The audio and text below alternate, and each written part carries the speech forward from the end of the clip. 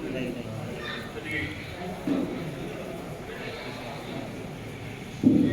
नगरी ब्रह्मपुर में आप सभी पत्रकार साथियों का मां कार्तिक संपूर्ण परिक्रमा पदयात्रा समिति हार्दिक हार्दिक वंदन करती है, अभिनंदन करती है। हम मां ताप्ती के आंचल में बसे ताप्ती भक्त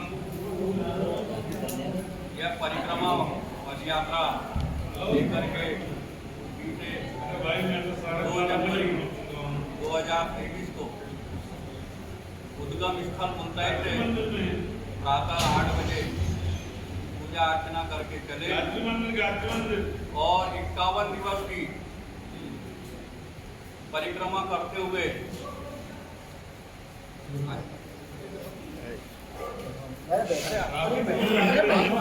51 दिवस निरंतर परिक्रमा पदयात्रा करते हुए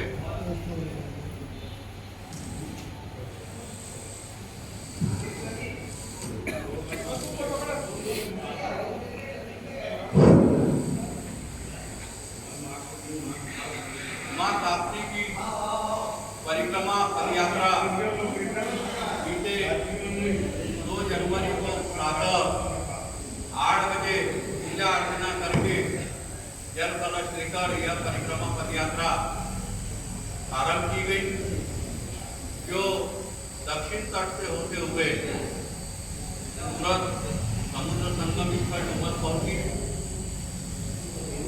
जहां फिर पूजन किया गया समुद्र देवता का, मां ताप्ती का, सभी देवता का आह्वान करने के पश्चात वहां विश्राम हुआ और दूसरे दिन प्रातः परिक्रमा पदयात्रियों को बोट के द्वारा समुद्र पार कराया गया। समुद्र पार करके हजीरा गणेश मंदिर से 2 फरवरी को यह पदयात्रा परिक्रमा यात्रा के रूप में वापस उद्गम स्थल के लिए प्रारंभ हुई और निरंतर 51 दिन सतत 25 से 30 किलोमीटर चलते हुए यह परिक्रमा पदयात्रा आज ऐतिहासिक नगरी ब्रह्मपुर में आप लोगों के साथ में है। हम आज अजनाड़ से प्रातः 7 बजे चले, 9:30 बजे से 10 बजे के बीच हम यहाँ गायत्री संस्कार मंदिर में उपस्थित हुए। यहाँ हमारे बलराज भाई राजेंद्र की भगत यहाँ पुजारी जी मंदिर के सभी सब साथियों के साथ यहाँ पदयात्रियों का इन्होंने भावपूर्ण स्वागत सत्कार किया, भोजन प्रसादी का पूजा प्रदान की।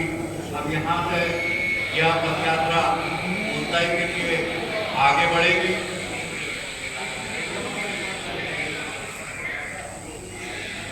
अब आप लोग जो भी पूछना चाहते हैं पदयात्रा के बारे में आप पूछ सकते हैं। कितने सालों से ये निकल रही है, उसको यात्रा निकालने का उद्देश्य क्या है? ये उद्देश्य तो ये था कि जो नदियों के किनारे सभ्यता बसती है और हर नदी का अपना अपना एक धार्मिक और साहित्यिक महत्व होता है, इसमें ताप्ती मैया का महत्व दुनिया की सारी नदियों में सबसे ज्यादा है। यह सृष्टि की प्रथम सरिता कहलाती है, प्रथम नदी कहलाती है। कितने लोग अभी इस वक्त यहाँ शामिल हैं, ताप्ती परिक्रमा के लिए निकले हैं? ताप्ती परिक्रमा में कितने ही लोग हर साल निकलते हैं कि कुछ नए पुराने होते हैं? नहीं, ताप्ती परिक्रमा में हर साल बहुत सारे लोग नए होते हैं। जो एक बार परिक्रमा कर लेता है वो दोबारा परिक्रमा करता जरूर है, लेकिन वो संख्या कम हो जाती है। लेकिन निरंतर नए नए हर साल नए नए पदयात्री निकलते हैं। देखा जा रहा है कि ज़्यादातर बुजुर्ग हैं, जवान युवा नहीं है। युवाओं को ऐसी चीज़ों से सभ्यता से जुड़ने के लिए क्या करेंगे? हमारी परिक्रमा यात्रा में 18 साल के बालक से लेकर 77 साल तक का बुजुर्ग शामिल है। ये 18 साल का बालक है देवेंद्र सोलंकी। अभी कितनी संख्या है पदयात्रियों की? ये आपने जो है आप इसके प्रभारी रहे 2021 में और 2021 की यात्रा आपके नेतृत्व में हुई थी और अभी भी जो भैया चल रहे हैं विशाल सिंह जी ये यात्रा प्रभारी है। इस प्रकार से हर साल यात्रा प्रभारी या यात्रा में नए लोग जुड़ते हैं। जैसे अब इन्होंने पूरी यात्रा नहीं की पर यात्रा में अलग अलग स्थानों पर 2-2, 3-3, 4-4 दिन के लिए अपने व्यवस्था में जाके अपनी व्यवस्थाएं पूरी करना ये चिंता करते रहते। संख्या कितनी है? अभी लगभग हमारे पास में 45 लोगों की संख्या है। 46 लोग वर्तमान समय में पद यात्रा कर रहे हैं, जिसमें से 39 पदयात्री ऐसे हैं जो संपूर्ण परिक्रमा करने वाले लोग हैं। अपनी यात्रा खत्म करेंगे ऐसे परिक्रमा करने वाले 39 लोगों की संख्या है। सर ये कितने किलोमीटर की पदयात्रा हो जाती है सर? ये पूर्ण परिक्रमा लगभग 1800 किलोमीटर की होती है, जिसको 63 दिन कंटिन्यू चलते हैं और पदयात्रा करने वाले को 64 दिन का समय देना पड़ता है, क्योंकि 1 जनवरी को उसको मुल्ताई पहुंचना होता है। वहाँ किसी विधान से 1 दिन पहले पूजन होता है, मेडिकल कैंप होता है, फिर बीमा कैंप कराते हैं, जिनसे बीमा हम कर सकते हैं, एक्सीडेंटल बीमा उनका एक्सीडेंटल बीमा कराते हैं। और ये सारी प्रक्रिया पूरी होने के बाद 2 जनवरी को प्रातः ताप्ती सरोवर में कलश पूजन करने के पश्चात यह परिक्रमा पदयात्रा प्रारंभ की जाती है। 1800 एक तरफ है कि जाना आना दोनों 1800। ताप्ती जी की वैसे जो लंबाई गिनी जाती है लगभग 760 किलोमीटर 760 किलोमीटर के आसपास है, जो सरकारी रिकॉर्ड के अनुसार आती है। और क्योंकि वो मतलब घुमावदार चलता रहता है तो अपन रोड से या एकदम उसके किनारे नहीं चल सकते। और तो जब वो उनकी सरकारी लंबाई अलग प्रकार की 900-950 किलोमीटर हो जाती है। अभी जैसा कि प्रश्न था कि भाई इसका उद्देश्य क्या है, तो माँ ताप्ती मैं बता रहा था कि इस ताप्ती मई की सीमा हमारी सारी नदियों में सबसे अधिक है और यह सूर्य की पुत्री कहलाती है, शनि और यम की बहन कहलाती है, अश्विनी कुमार की बहन कहलाती है। और ताप्ती नामक जो जल है, ये ताप्ती नामक जल की भी बहुत विशेषता है। ये इस जल में हमारे शरीर के जितने भी तत्व है, अस्थि, बाल, नाखून, ये सारे के सारे ऐसे विलीन हो जाते हैं जैसे जल में जल मिलाया जाता है, जबकि दूसरे किसी भी पानी में ये विशेषता नहीं है। ये विशेषता केवल और केवल ताप्ती मैया में है, ताप्ती मैया में। ताप्ती मैया का जहाँ धार्मिक महत्व है, जहाँ व्यवहारिक महत्व है, जल का महत्व है, गौरव की बात यह है कि नर्मदा नदी की परिक्रमा होती है। तो उसी के तर्ज पर हमने ये विचार किया कि जब नर्मदा जी की परिक्रमा हो सकती है तो ताप्ती की क्यों नहीं हो सकती। भाई नर्मदा जी भी जीवन दे रही है तो ताप्ती के किनारे रहने वाले लोगों को ताप्ती मैया भी जीवन दे रही है। तो ताप्ती मैया प्रदूषित न हो, लोग उसका दुरुपयोग करने की बजाय सदुपयोग करें और यह निरंतर हमारे आने वाली पीढ़ियों के लिए भी जीवनदायिनी बनी रहे, इस उद्देश्य को लेकर के ताप्ती मैया का तट हरा भरा रहे, ताप्ती मैया सदा नीरा रहे, यह जल से भरी रहे, इसी उद्देश्य को लेकर के यह पद यात्रा पहले दर्शन यात्रा के रूप में 2006 में एक तत्कालीन कलेक्टर टी.एस. राय साहब थे, उन्होंने इसका विजन दिया था और तब यह पद यात्रा प्रारंभ की थी, जो केवल उद्गम से चलकर बैतूल जिले की सीमा पर समाप्त हो जाती। लगातार 3 साल तक हम लोग बैतूल जिले की सीमा तक चले। फिर 2009 में हम आगे बढ़े तो यहाँ नाचन खेड़ा तक आने लगे। 2009 से लगातार 2014 तक नाचन खेड़ा है। फिर 2015 में हमने महाराष्ट्र में प्रवेश किया। ऐसा करके 11 वर्ष में हम समुद्र संगम सूरत पर पहुंचे।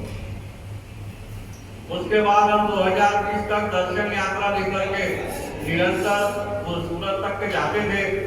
उस समय केवल हम दर्शन करते तो बहुत ज्यादा तो हमारा व्यक्तिगत तो क्षेत्र के लोगों का ये था कि भैया ताप्ती मैया के दर्शन करना है, घाट घाट पे जो तीर्थ स्थल है, जो मंदिर है, तो उद्देश्य दर्शन का था। परंतु जब पूरी दुनिया में एक महामारी आई कोरोना। तो कोरोना महामारी से सब लोग सहमे हुए थे, डरे हुए थे, घर के बाहर निकलने की इच्छा नहीं रखते थे।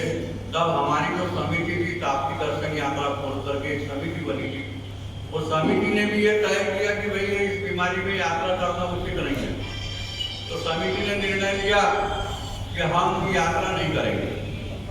परंतु कुछ हमारे पदयात्री जो थे उनकी इच्छा थी कि भैया अगर यात्रा बंद हो गई तो दोबारा चालू होगी कि नहीं होगी। थोड़ा संशय किया।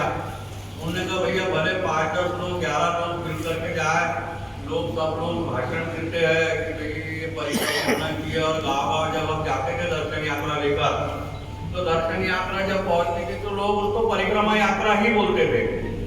परिक्रमा यात्रा बोल करके ही उसका स्वागत करते थे। तो 2021 में हमने कहा संख्या कम रहेगी, लोग सहयोग भले नहीं करें लेकिन हम अपना बनाएंगे, अपना खाएंगे, ऐसा विचार करके जब हम 2021 में परिक्रमा यात्रा प्रारंभ की तो ताप्ती मैया की कृपा भरपूर प्राप्त हुई। उनका इतने भरपूर प्राप्त हुआ जो तट पे रहने वाले लोगों ने हमारे को सहयोग किया और यह परिक्रमा यात्रा 2021 में 100% सफल हुई।